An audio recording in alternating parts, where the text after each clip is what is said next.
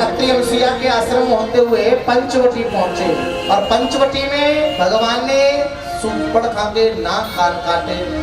रावण मरीच को लेके आया और रावण ने ब्राह्मण साधु का वेश बना करके सीता का हरण करके ले गया। अब मारीच को मार करके राम जी आए थे तो सीता की खोज करने लगे। सीता की खोज करते करते जटायु का उद्धार किया, शबरी का उद्धार किया, विष्णु पर्वत पे गए हनुमान जी के द्वारा और सुग्रीव से मित्रता हुई और भगवान की सहायता से सुग्रीव ने अपने भाई बाली का अंत किया, मार दिया। नल नील अंगद इत्यादि परवशण पर्वत पे गए जामंत के द्वारा और हनुमान जी की शक्ति को याद दिलाया और हनुमान जी लंका पहुंचे, समुद्र लंघ करके सुरसा लंकिनी सबका उद्धार करते हुए विभीषण की सहायता से और सीता की खोज पाई। सीता को मुंदरी दी और अशोक वाटिका में फल खाने के चक्कर में पेड़ों को तोड़ा। और बताया जाता है इंद्रजित जो रावण का पुत्र था वो हनुमान जी को बांध करके ले गया ब्रह्मपास में, लेकिन हनुमान जी ने पूरी लंका में आग लगा दी। जब लंका में आग लगाई तो हनुमान जी ने समुद्र में आग बुझा करके फिर राम जी के पास आए और लंका पे आक्रमण शुरू कर दिया। अब थोड़ी कथा सूक्ष्म में इसलिए लिए कि भगवान कृष्ण को भी बुलाना है 5:45 हो गए भैया, 6 बजने वाले हैं तो समय का अभाव है। हर अनंतर कथा अनंता, भगवान राम जी की कथा तो अनंत, इसको तो बस युगों युगों तक चलती रहती है। राम रावण युद्ध हुआ, विभीषण भी राम जी की शरण में आए। रावण ने लात मार के विभीषण को बाहर निकाला और राम जी ने राज्याभिषेक कर दिया। राम रावण युद्ध हुआ, कुंभकर्ण मारा गया, मेघनाथ मारा गया। बतायो जावे धीरे धीरे और विभीषण की सहायता से भगवान श्री राम ने उस रावण दुष्ट का भी विनाश किया, उद्धार किया और लंका का राजा और जो विभीषण को बना करके उसी पुष्पक विमान में बिठा करके राम लखन सीता और अयोध्या में आए और अयोध्या में राम जी का राज्याभिषेक हुआ। बोलो राम जी महाराज की। इस राम कथा को राम जी के चरणों में विश्राम करेंगे। अब 10वें स्कंद में प्रारंभ करते हैं। श्री सुखदेव जी कहते हैं, हे राजन, यदा यदा हि धर्मस्य ग्लानिर्भवति भारत अभ्युत्थानम् धर्मस्य तदात्मनं सृजाम्यहम्। जब जब संसार में अधर्म बढ़ता है भगवान अवतार लेकर के आते हैं। 10वें स्कंद में भगवान श्री कृष्ण आए अवतार लेकर के।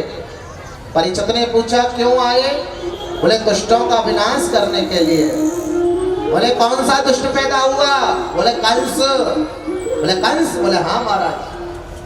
जमुना नदी के किनारे एक मथुरा नगरी है।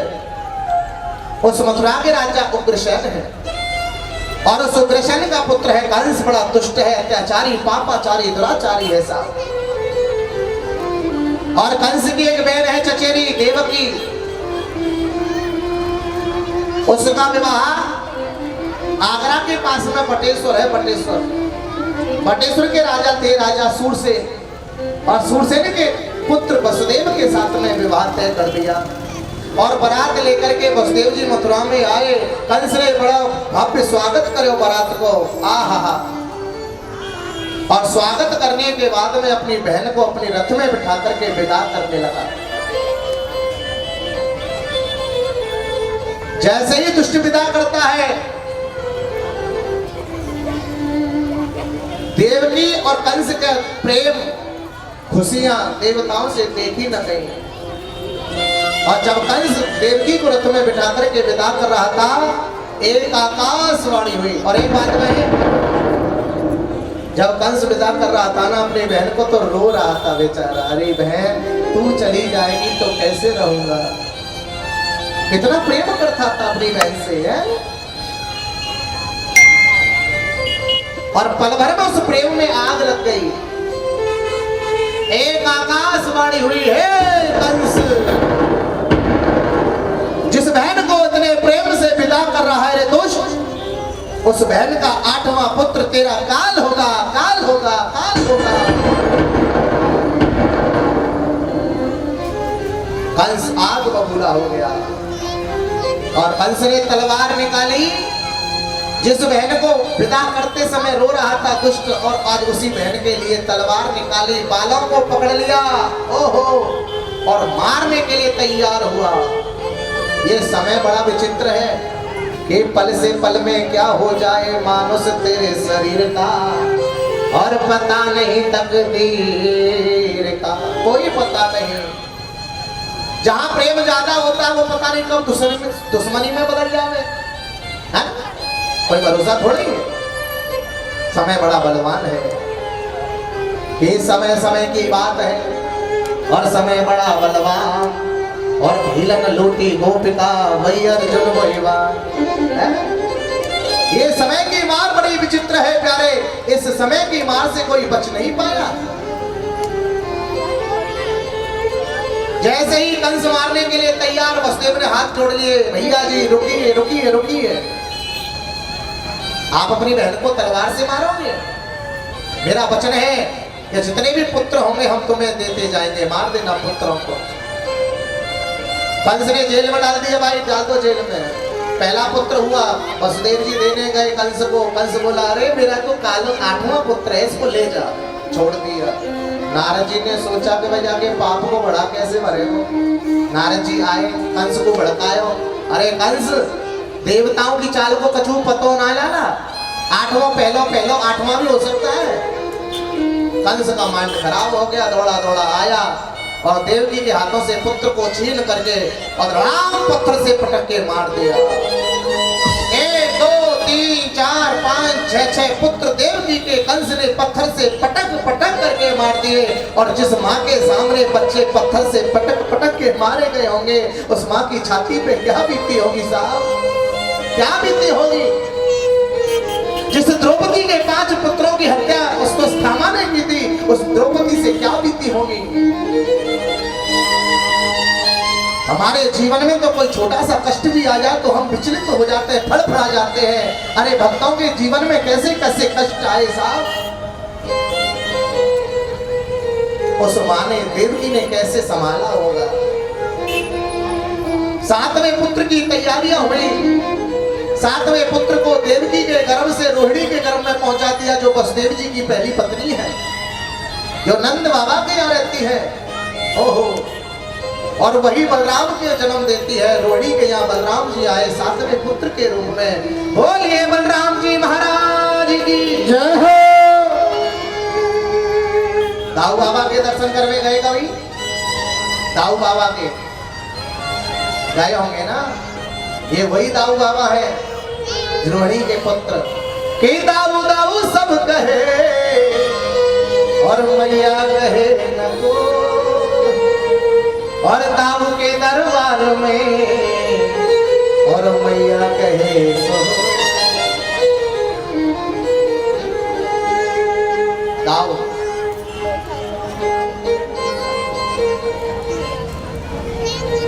आज 8वें पुत्र की तैयारियां होने लगी है। कंस ने पहरा बढ़ा दिया, सावधान हो जाओ, मेरा काल आने वाला है। हथकड़ियां लगा दी, बेड़ियां लगा दी, जेल के ताले लगा दिए, पहरेदार बढ़ा दिए, सावधान काल आ रहा है मेरा। और भगवान कन्हैया, ओहो, भादों को महीना, कौन सा महीना? भादो, भाद्रपद, भादों का महीना, रोहिणी नक्षत्र, कृष्ण पक्ष और अष्टमी तिथि की रात्रि को जेल में उजाला हो गया। भगवान ने चतुर्भुज नारायण के रूप में दर्शन देकर के वसुदेव को समझाया कि मुझे गोकुल में पहुंचा देना। और छोटे से बालक के रूप में प्रकट होकर के भगवान और जेल में अवतार ले लिया है। बोलिए कृष्ण भगवान की जय हो। जेल के ताले टूट गए, हथकड़ियां टूट गई, बेड़ियां टूट गई, पहरेदार सो गए। और वसुदेव जी सूप में डले में रख करके कृष्ण को लेकर के जाने लगे हैं। आगे बहना जेलन में जन्मे घन, श्याम बातों की आती रात में। हरि बहना जन्मे घन, श्याम बातों की आती रात में। हरि बहना जेलन में जन्मे घन,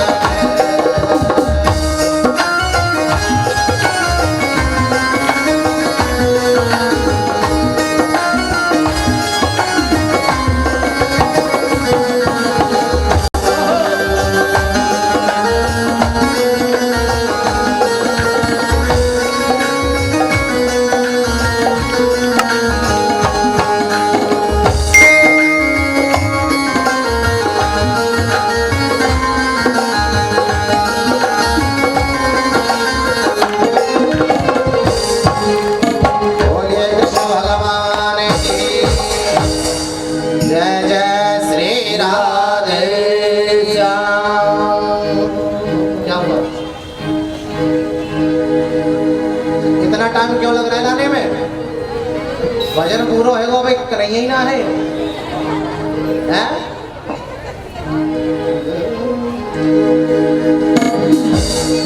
स्वागतम कृष्णा शरीरागतम कृष्णा,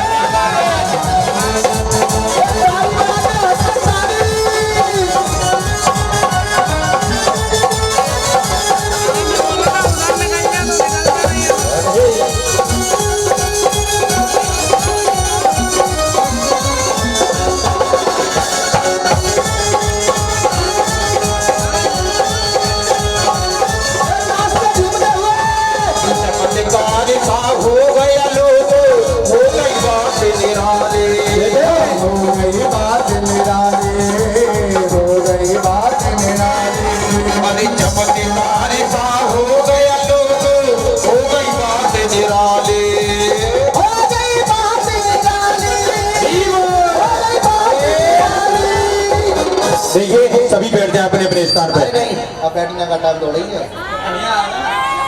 बैठने का समय नहीं है, अब तो आनंद का समय है भाई। तो चलेंगे सभी भक्त बारी बारी से ठाकुर जी महाराज के दर्शन करते रहेंगे। सभी के पास कन्हैया जी आ रहे हैं और आज खुशी नंद बाबा के यहाँ ले गए और नंद बाबा के यहाँ धूम मच रही है। और आज की कथा का विश्राम यही होगा, कल भगवान की बाल लीलाएं होंगी और कल ही गोवर्धन की पूजा बड़े धूमधाम से होगी प्यारे। तो आज मस्ती का दिन है, धूम मचाते हुए और क्या बोलना है, चढ़ जाओ। भगवान कन्हैया सबके पास आ रहे, सभी दर्शन करेंगे और हाथ उठाते हुए कि ब्रज में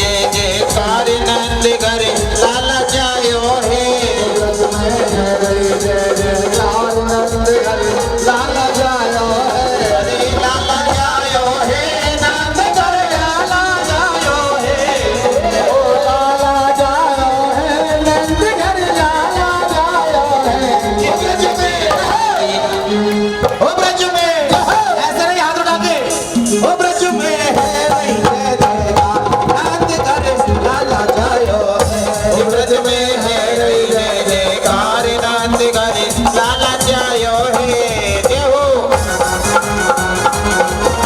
पीछे रहो, पीछे थोड़ा सा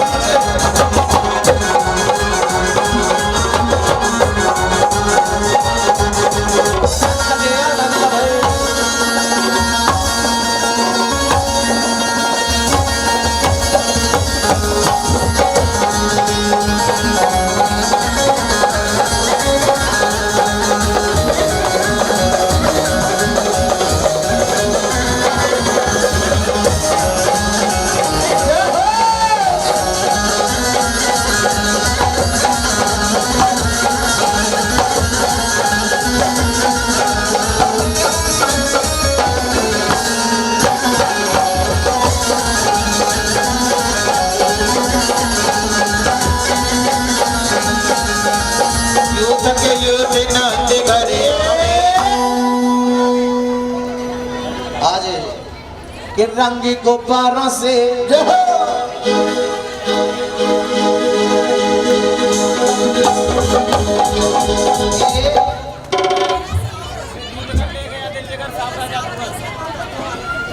सावली सूरत पे मोहन सावला सुनाना बाद में होगा, पहले एक बार हैप्पी बर्थडे वाला सुना। हैप्पी बर्थडे का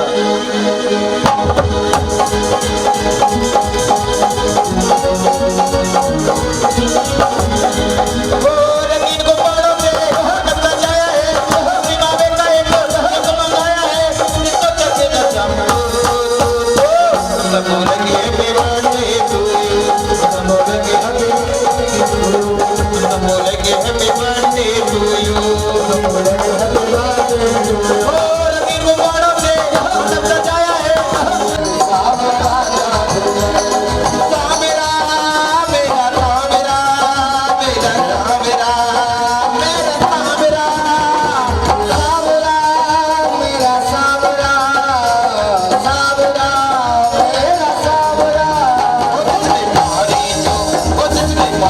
जो तिरछी नजर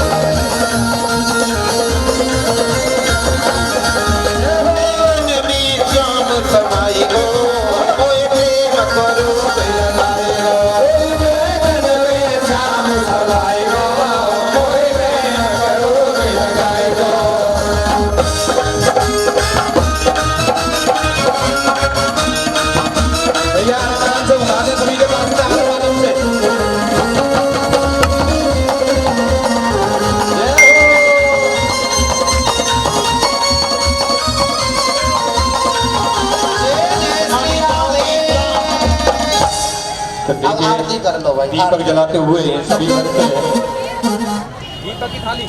आरती के बाद खूब नाचना। हाँ